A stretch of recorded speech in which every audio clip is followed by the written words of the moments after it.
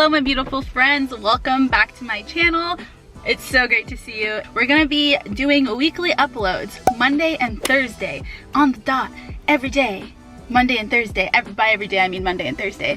As you can tell by the title of this video today, I'm gonna be taking you guys through how I film my workouts. This is kind of like an updated video because I did this video back in the day, way back in the day. But now I'm gonna be showing you guys my new tips and tricks. I'm so excited to be back with you guys in our little community. Look at us. Okay, so where is my phone? My phone is right here.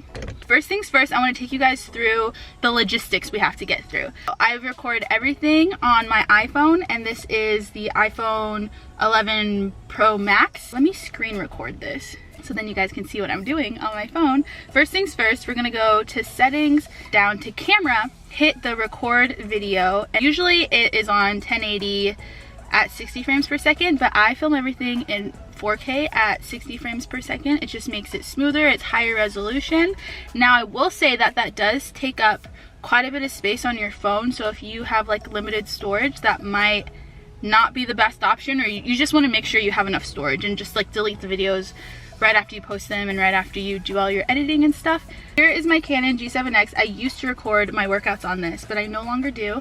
And this is my Joby tripod, and I've had this tripod since the beginning of time. I highly recommend, and everything will be linked down below so you guys can go pick it up yourself. I bought this little adapter for my iPhone, and all you gotta do is you pop your phone in there, twist it into the Joby tripod. I film in portrait mode, I don't film in landscape. If you really want to start recording, but you feel a little nervous, a little self-conscious, a little anxious, like that's totally normal. When I first started, I used to get so nervous that like everyone was watching me and judging me when I was trying to record. I used to take out my tripod, camouflage it in my gym bag, and just have the camera sticking out like so you could barely see it, like record my set really quick and then just like shove my camera back in my bag. People are gonna stare no matter what. You can't stop what you love, or you can't stop yourself from trying something new because you're worried about what other people think.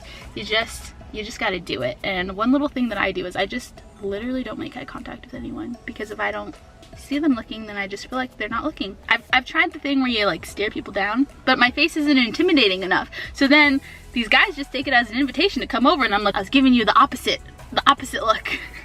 It's okay to feel self-conscious. It's okay to feel a little awkward at first. Just do it. Just own it. Confidence is key. Fake it till you make it. Even if you're not confident, just go out there, act confident, do your thing, and remember that your goal in filming yourself, whatever that may be, it outweighs any like fear of people looking or staring. You do you, boo. You're doing great. Don't mind anyone else. With that said, I've literally been in my car for so long, and I forgot my mask, but Michael has masks in here. We're gonna go ahead and head in. Oh gosh, his face is so much bigger than mine. This does not even stay. Hey friends, so let's get started, shall we? First things first, I personally love to pick a squat rack that's on the end. That way I just have more space to film in general. I like when I don't fill up the whole frame. That's just my own personal preference. And I also like to film from a downward angle facing up, and that's with leg day and with upper body day. I'm using leg day today as your example, but I just thought I would let you know that's my favorite angle. Also, when we're getting the actual shot, I like to make sure that I'm accentuating the muscle group that I'm working out in that moment. So for like reverse lunges, for example, I'll put back my furthest leg because, you know, it makes the glute pop, and then occasionally people walk by in the frame, no big deal, we'll just film again. And that leads me to my next point, which is don't be afraid to make minor adjustments. So here you can see that I'm literally moving my dumbbells like inches, but you know what? Just a couple inches could be the difference between a great shot and an amazing shot.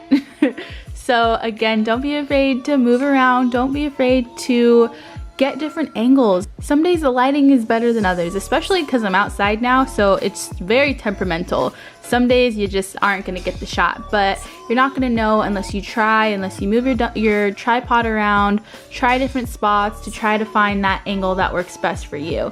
And I mean, I used to film from above, I used to film from just like eye level. I would put my tripod on something kind of like this angle right here, but again, overall I just kept going back to the lower angle. So it's all about finding your angles. this was actually a great day to record this because it was not that busy in here at all. Also, probably has to low-key do with the fires and all the smoke I'm breathing in, but you know. Now that we wrapped up filming and we got the little clips that we need, we're gonna head on home and I'm gonna take you guys through how I edit them on my app. Not my app, just an app. How I edit my videos on an app.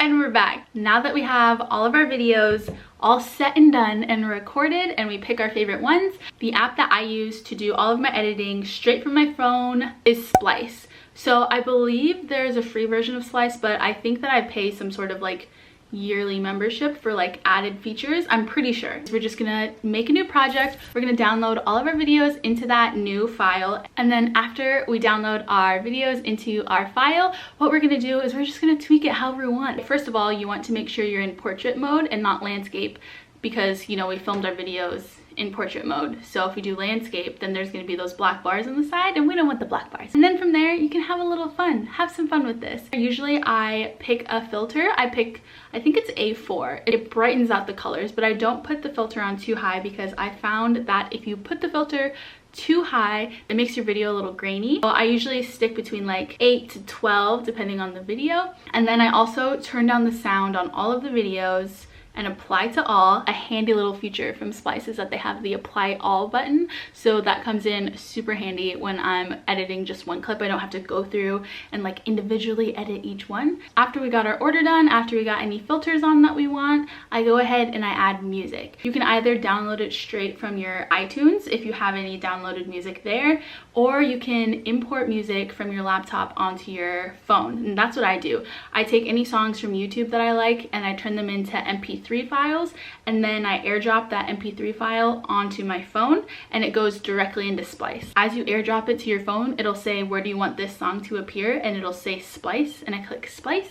Then I go to my music library on Splice, and then all my songs there that I airdropped. Insert my song, and then there we go. Remember at the beginning of the video when I told you guys to switch your camera into 4K at 60 frames per second? When we export our video, when you're all done, you want to make sure that you're exporting it at 4K 60 frames per second. Usually the default is 30 frames per second, so make sure you just move that little dial over to 60 frames per second and then download. It usually takes about a minute or two to download, and then there you have it. It's in your phone. After it's downloaded, I'll go into my phone, select the video, and then I will go ahead and I'll crop them to each section, and then I'll save new, save new, save new. We select all the clips we want. We just post it to Instagram. And that's how I edit my videos, friends. I hope that you liked that. I hope it was helpful. If you have any questions, drop them down below. I'll get to them. I'll answer any questions you have. Every item that I use today is linked down in the description box below, so you can pick some of those things up from Amazon if you need a new tripod or a little iPhone adapter. Don't forget to like this video if you liked it, and hit the subscribe button and that bell notification. Why not? You might as well do all three since you're here. Can't wait to bring you guys more content. If you guys ever have any video suggestions, leave them down below. I'm just so excited. I'm so excited we get to see each other twice a week, friends. With all that said, friends, I hope that you have a terrific week and a terrific day, and I'll see you guys on Thursday.